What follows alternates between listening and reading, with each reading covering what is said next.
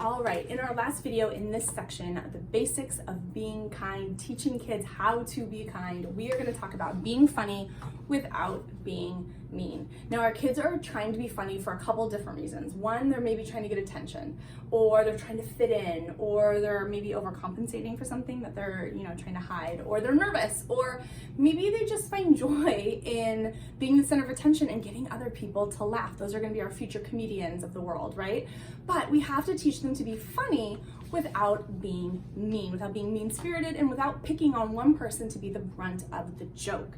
And jokes are mean if, and we teach our kids this, hey, listen, you guys need to know this. A joke is mean if it's at someone else's expense. If you're making fun of someone, they are the brunt of the joke. It's mean if somebody gets hurt. And this is tricky because those TikTok videos and YouTube and America's Funniest Home Videos that we grew up on as kids, the laugh tracks in a sitcom when somebody falls and there's a laugh track playing in the background, our kids are ingrained to learn to laugh when somebody gets hurt. But being hurt is not funny. It's not funny when somebody falls and gets hurt. It's mean if you have to say something like, oh, just kidding, after you say the joke, or only joking, or no offense, but, and then if it's no offense, but, then don't say it. Or those one-liners and those comebacks. And again, that's from the sitcom watching and television shows. So our kids can easily sneak those things in, but they need to know that if they're saying any of those things or doing any of those things, then their joke isn't quite as funny as they thought it was. And it's actually quite mean. And kids really struggle with trying to figure out, well, how do you know if somebody's the brunt of the joke? How do you know if they're not liking it so much? So I teach them the cues, the clues to look for. So if somebody isn't laughing, everybody else is laughing, but the person who the joke is about, they're not laughing, then they're the brunt of the joke and it's not okay. If they are physically hurt, everybody's laughing and they're not laughing, it's not funny, right? These are simple common sense things, but our kids need to specifically learn this. If somebody walks away, or their head is down, or they look away, or they look embarrassed, or they look kind of upset, they're the brunt of the joke and they don't find it funny. And the trick with this, and our kids have to know this, and we're going to dive into this in the next section, is this easily can shift into bullying behaviors. So teasing somebody, making somebody the brunt of the joke, laughing at them, it becomes bullying when somebody's getting teased long over the joke has already happened. Like the joke is funny the first time, ha ha ha, and then when you keep doing it over and over and over again, it's no longer funny. It is now leading into that bullying behavior. When there's only one person or one group of people who is the brunt of the joke, the same thing. Or if the person has asked them to stop and they don't stop.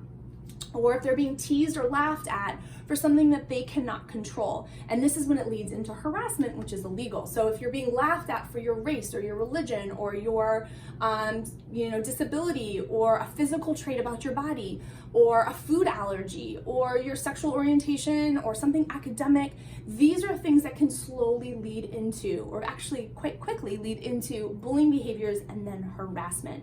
And this is why it's essential that we teach our kids that you can be funny, but you need to be funny without being mean. I love comedy shows. They're hilarious, but they're usually making fun of another group of people or somebody else, which is fine when we're adults. We can decipher what we want to listen to, what we find offensive, what we think is funny.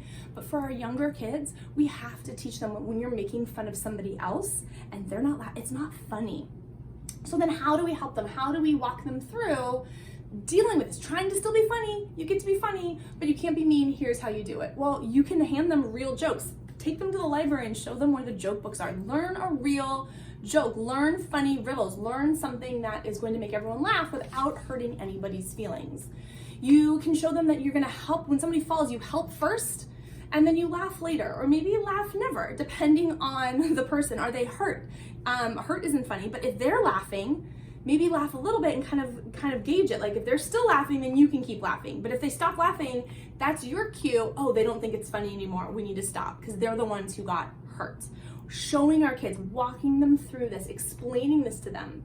When there's a group of kids and they're laughing at something that was said, you can ask your students, who is this funny for? My husband got me started on this, and I love it. When two kids are laughing at one kid, or a group of students are laughing at another, who is this funny for? Because then the follow-up question is, who is it not funny for? We can ask our students these questions in the moment, those teachable moments when they're on the yard, when we see them coming in, a group are laughing and somebody else is looking sad. We usually, if we're paying attention, we can tell when something happened out on the yard, right? The demeanor is different. Who is it funny for? Then who is it not funny for? And we can ask them to pause and think about what was said. Think about the joke. Go through it, right? Is it really that funny? And then ask them, how does it feel for the other person who you were making fun of, right? They slipped and fell, or they came out of the bathroom with toilet paper on their feet. How would you feel if you were the one who came out of the bathroom with toilet paper stuck to your shoe and all of your friends were laughing at you and pointing and calling you toilet paper boy? Would you find that funny? Right? We can flip it for those big personality kids because they can handle it. For our quieter kids, we can ask them, do you think that this was funny for them? Do you see them laughing? Do they look like this is their best day that they've ever had? Because this is the best joke they've ever heard? No, they actually look pretty sad and depressed. So how can we fix this? How can we make amends? How do you want to fix this? You could apologize. You could say, I'm sorry, I will not make fun of that anymore. Or you can tell all of your friends to knock it off and stop laughing, right? For that, the kid who's more of the leader of the group. You can ask them to then, no more, we're not doing this anymore. This is not funny anymore. So we have to teach them how to do this.